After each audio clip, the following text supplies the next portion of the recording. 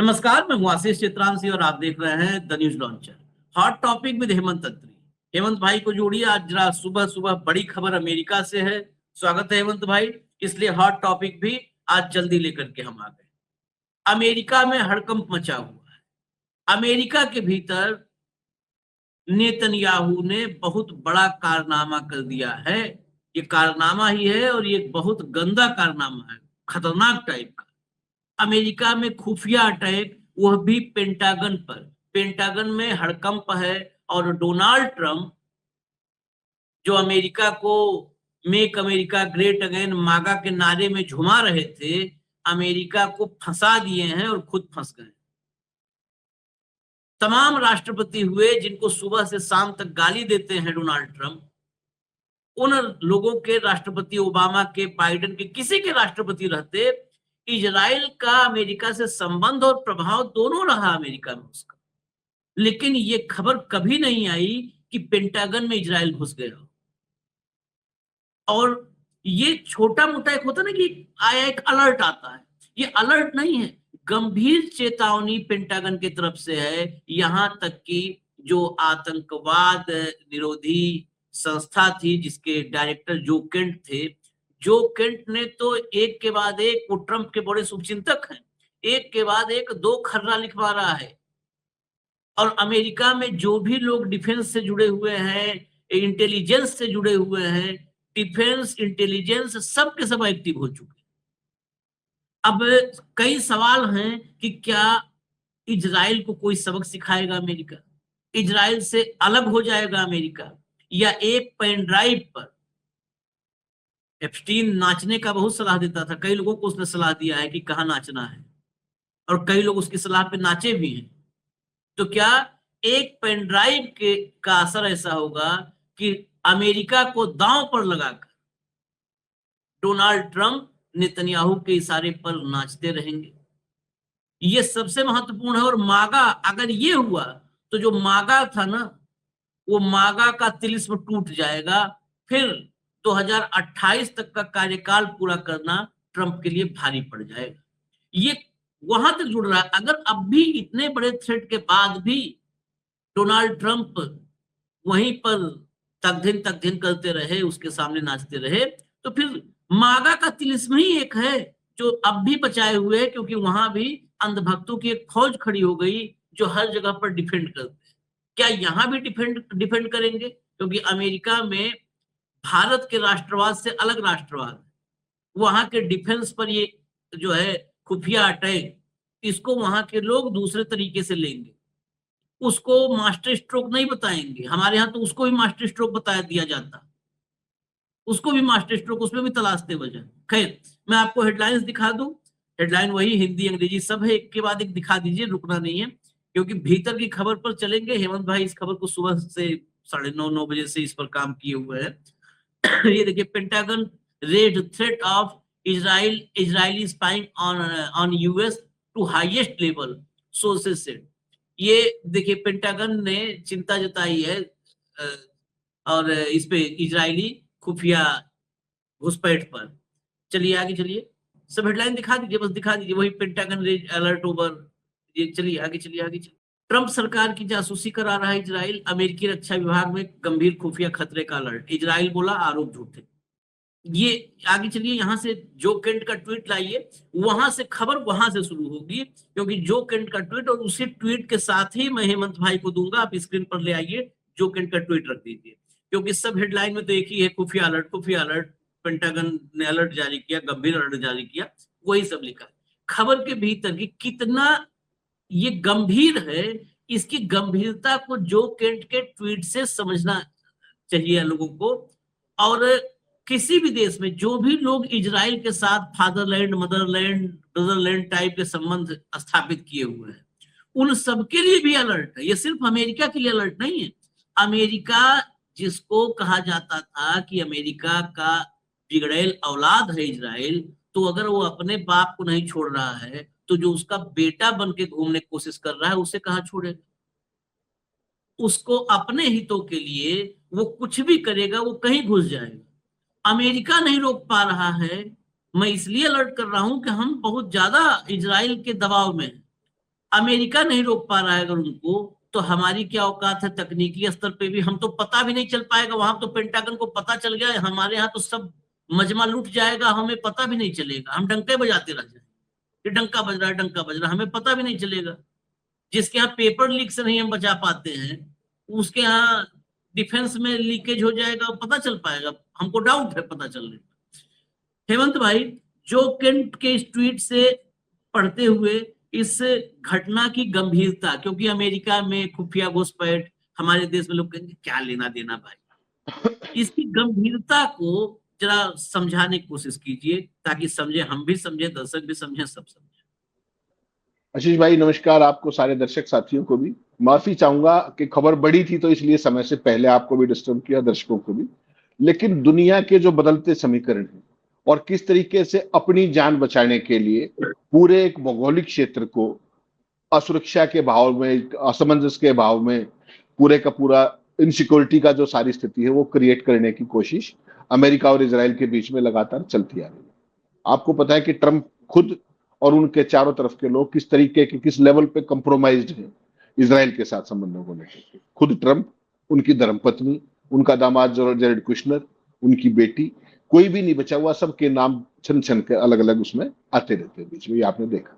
Steve Witkoff भी उनमें से एक ऐसा ही चीज है। अब इस पूरी घटनाक्रम को समझने से पहले केवल एक लाइन कहूंगा कि अब दोनों देशों के बीच में अविश्वास की जो खाई है, शीश भाई आपको याद होगा, हमने शो किया था पिछले सोमवार को, जिसमें हमने बताया था कि ट्रंप ने गाली गलौज कर दी नेतन्याहू के साथ।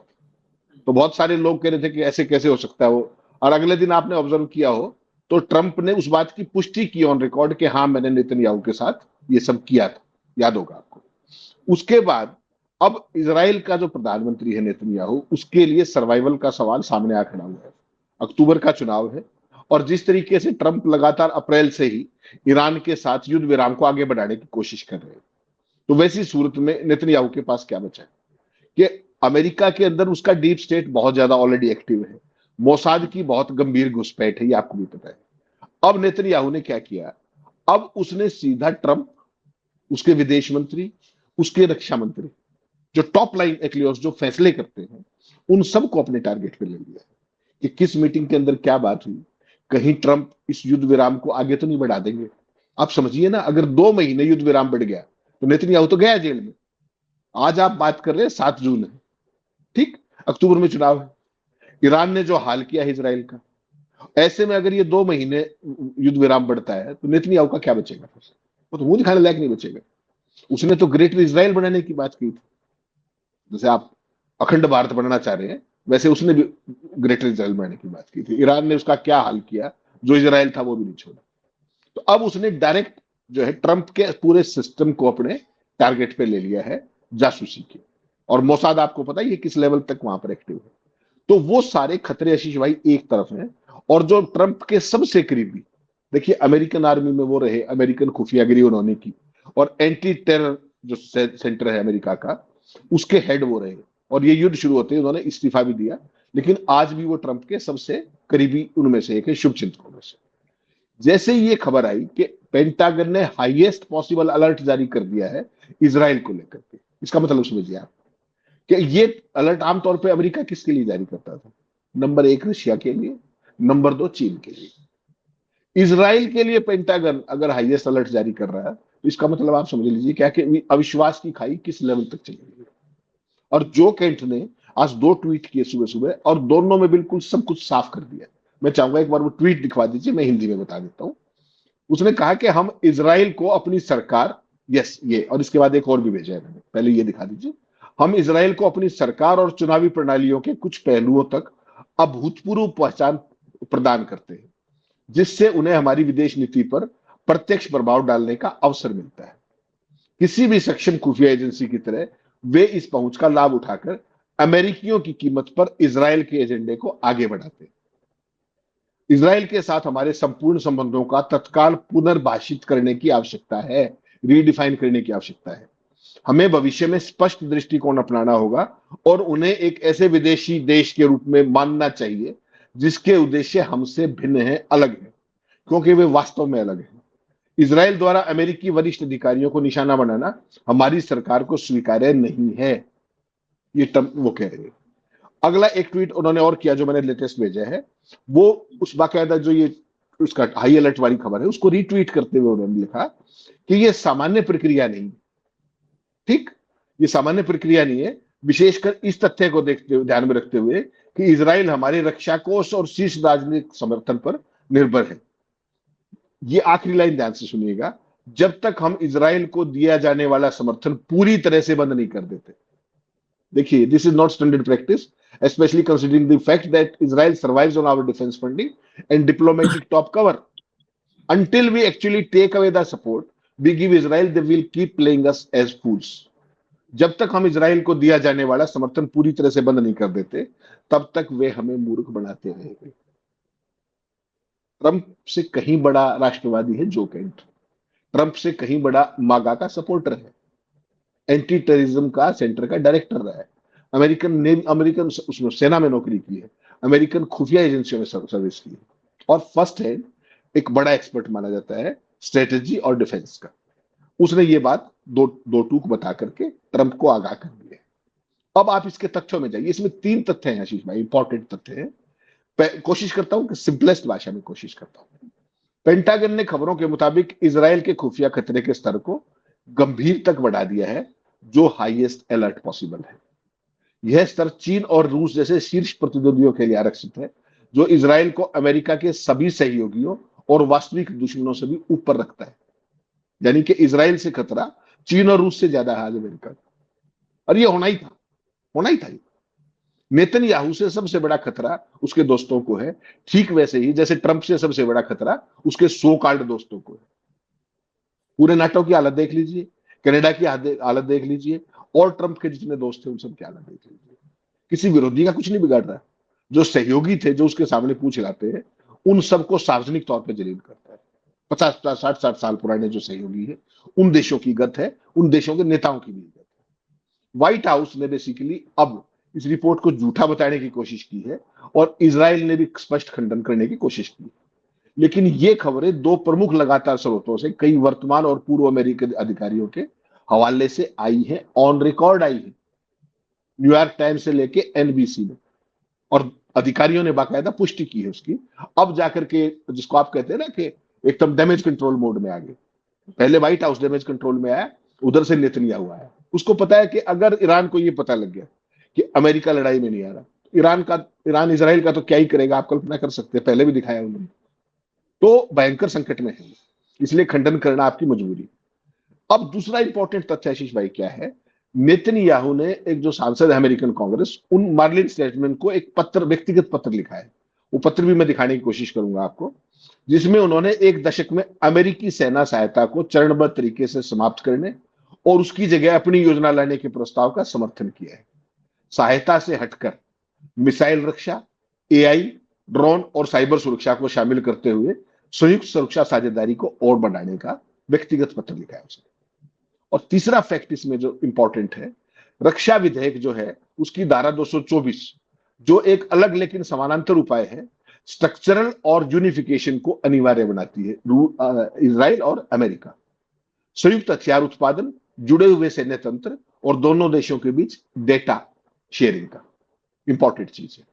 2 अलग अलग विधायी रास्ते, दिशा एक ही है, उस देश के साथ स्थायी संबंध स्थापित करना जिसे पेंटागन हाल ही में जासूसी के गंभीर खतरे के रूप में चिन्हित कर रहा है। साइमल्टेनियसली पेंटागन कह रहा है ये हमारे लिए खतरा है, ट्रंप के टॉप अधिकारी, रक्षा मंत्री, अपने विदेश मंत्री, सारे के सारे उसके रडार पे हैं, और ये भाई इनके साथ ये सब चल रहा है। जो आपने कहा ना पेन ड्राइव, ये उस पेन ड्राइव का कमाल है। पूरे का पूरा जो फर्स्ट फैमिली है वो कंप्रोमाइज्ड है, उसका परिणाम है।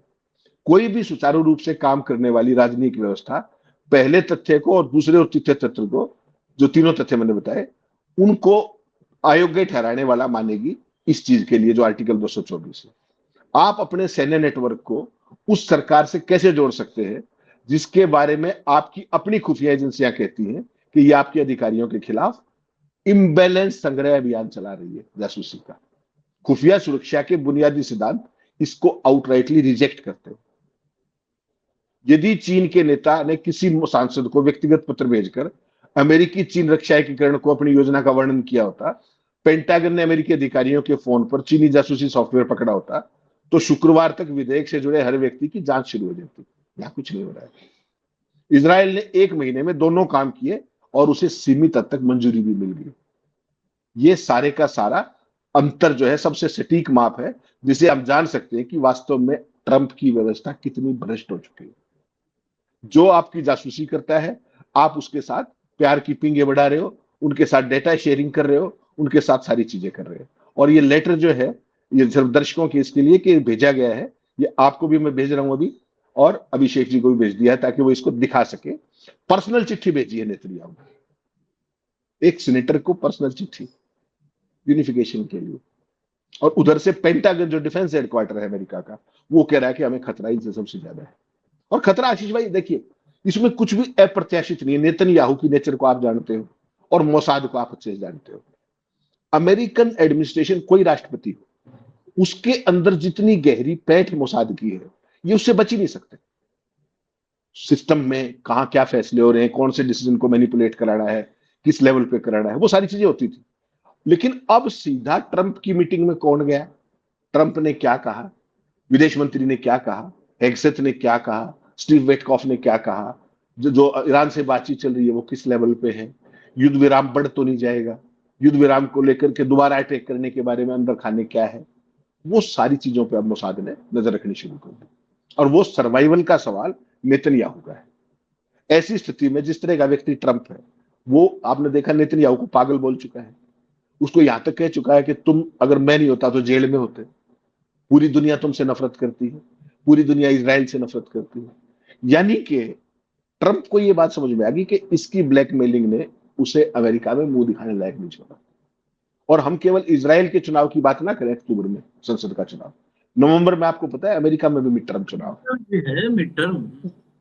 तो आशीष भाई ये चिट्ठी है 1 जून की, जो उन्होंने कांग्रेसमैन स्टुट्जमैन को लिखी है, ये जो मैंने येलो करके दिया आपको, ये सारी चीजें।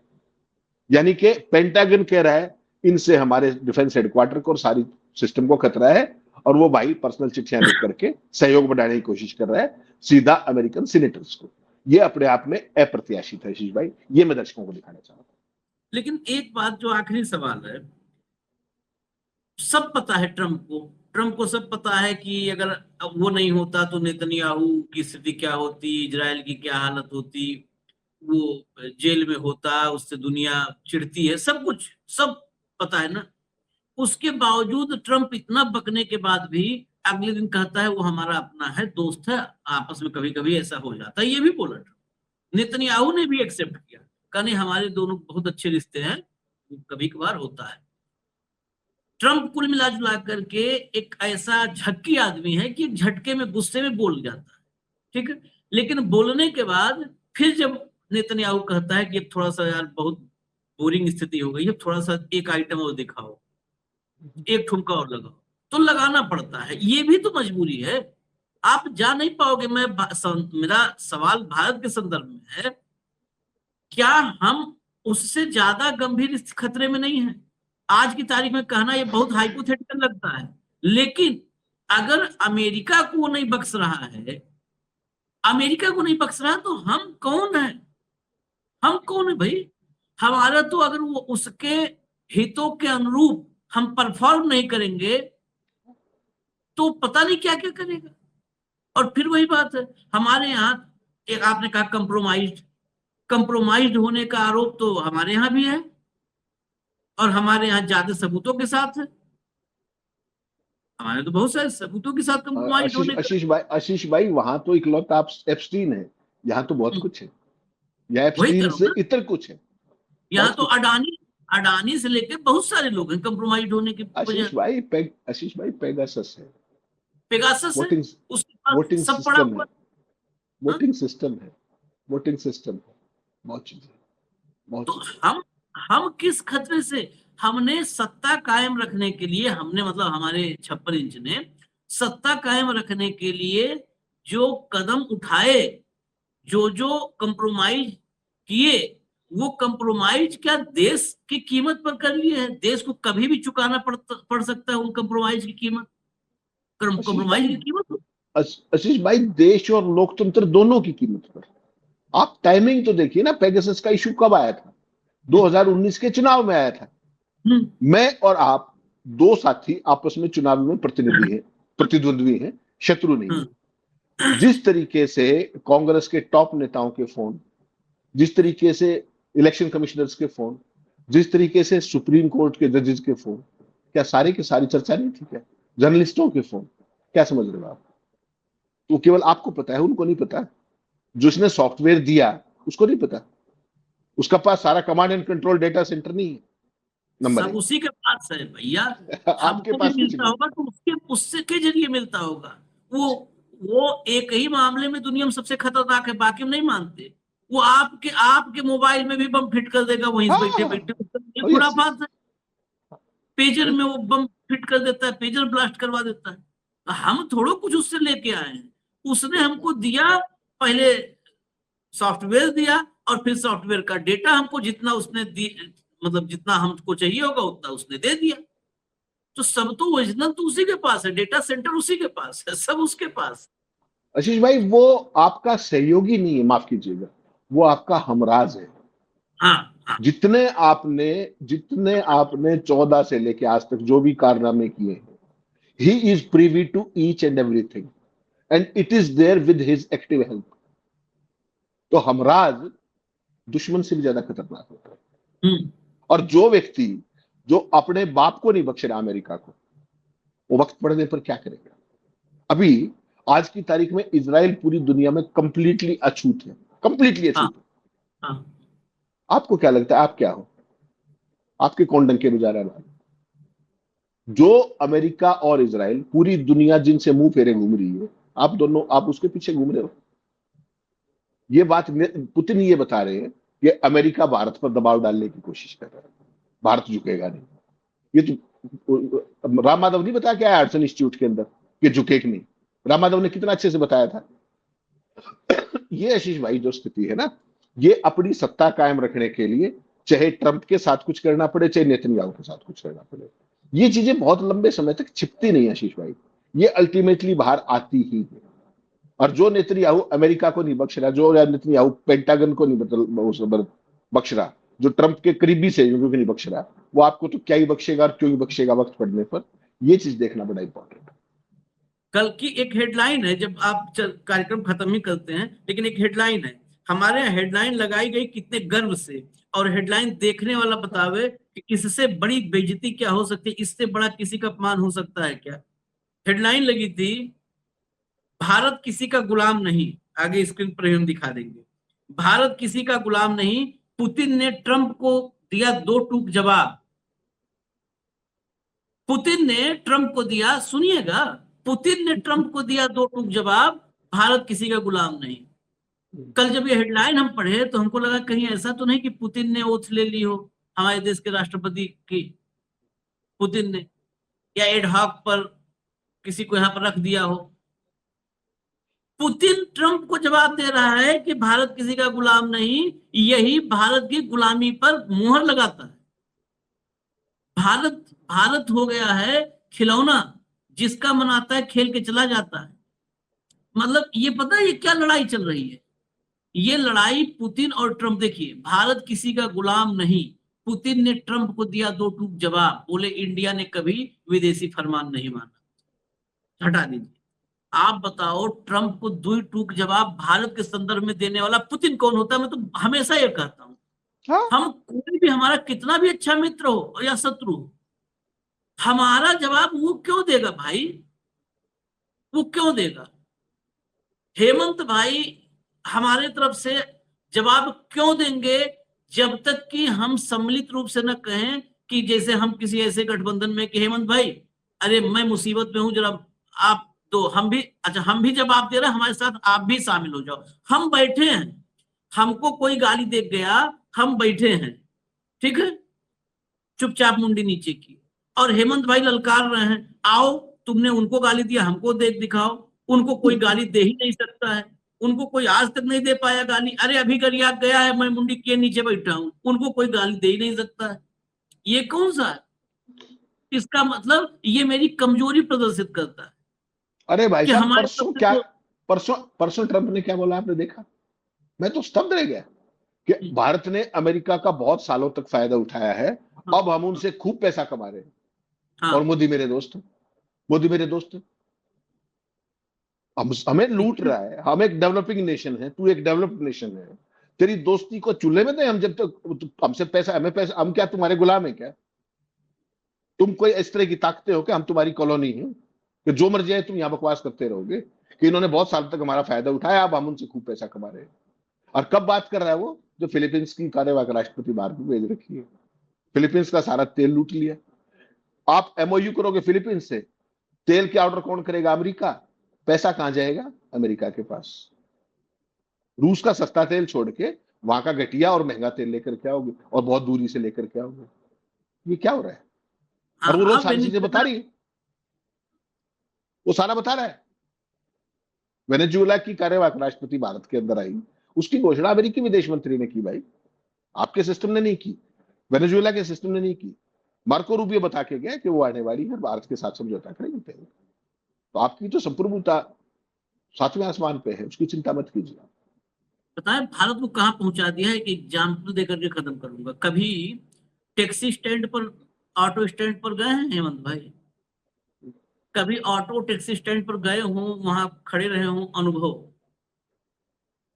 यही जो देखा हुआ, और दर्शक बहुत इसको संबद्ध कर पाएंगे, गए हो आप, जाओ और टैक्सी या ऑटो स्टैंड पे जाओ, वहां पे 2 3 4 5 सब ड्राइवर खड़े रहते हैं, आओ हमारे में आओ, सबसे पहले हम निकलेंगे, सबसे पहले ये गाड़ी चलेगी, सबसे पहले ये गाड़ी चलेगी।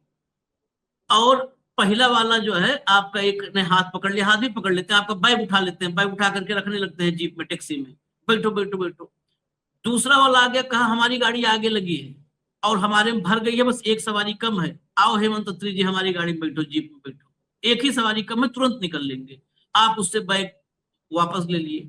अब आप तो किनारे हो गए, आपको 2 4 बात करके वो दोनों लड़ जाते हैं, वो दोनों लड़ जाते हैं, सवारी हमारी है, हमने पहले हम बैग उठाए थे, वो कहता है हमारा, हमारी गाड़ी आगे लगी है, नंबर हमारा है, तो कहता है हम, नंबर तुम्हारा, बैग हमने उठाया।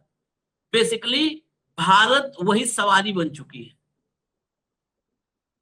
समझे? भारत वही सवारी है जिसको अपनी अपनी गाड़ी में बिठाने के लिए सब भारत की तरफ से लड़ रहे हैं, और सवारी खामोश है, सवारी बैग ले किनारे बैठी है पेड़ के नीचे, और सब अपनी अपनी टैक्सी में, उधर रूस बैठाना चाहता है, आओ हमारी टैक्सी में बैठो, अमेरिका हमारी टैक्सी में बैठो। और पैसेंजर, पैसेंजर बेचारा अपना पैंट संभाले बैठा हुआ है वहीं पे पेड़ के नीचे। वो सवारी की स्थिति है। इसीलिए हम नहीं बोल रहे हैं, इसीलिए रूस कह रहा है भारत किसी गुलाम नहीं है, अमेरिका कह रहा है हम इससे पैसा वसूलेंगे। बताओ, ये हालत है। इजाजत और दीजिए आपके हमें। आपके आपके यहाँ से कौन बोल रहा है? कोई जवाब दे रहा है? नहीं ना, भारत से किसी ने बताया कि हम उनकी गुलाम नहीं है? आपने यार प्रवक्ता भी पुतिन को रख लिया। भारत का प्रवक्ता पुतिन हो गया। हमारे यहाँ किसी कहने की कीमत है ये बात? ये है ना यार सवाल तो। यही बात तो वो हेडलाइन, और बड़े गर्व से हेडलाइन छापा है कि पुतिन ने ट्रंप को जवाब दिया। अरे हु इज पुतिन? हम तो बार बार ये कहते हैं संप्रभुता, जब हम सॉवरेनिटी बात करते हैं, संप्रभुता पहले समझे तो लिखने पढ़ने वाले। संप्रभुता वो है कि जिसमें मित्र हमारा कोई हो सकता है, हमारा ठेकेदार कोई नहीं हो सकता है कि हमने ठेके पे ले लिया है भारत को।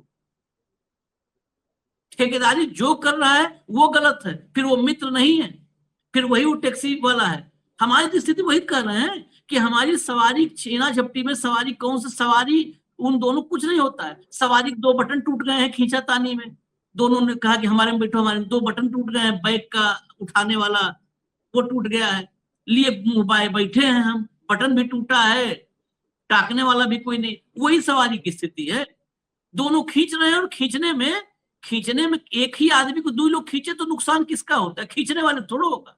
पैंट हमारी फटेगी, बुसट हमारा फटेगा, वही वाला हाल है। दोनों खींच रहे हैं, हम उस बीच में दांत चियारे अपना कपड़ा फड़वा रहे हैं। चलिए इजाजत दीजिए, जैसे जिसको दिया है जिम्मेदारी वैसा ही आदमी तो वैसा हो रहा है। इजाजत दीजिए, धन्यवाद हेमंत भाई, बहुत बहुत धन्यवाद, नमस्कार।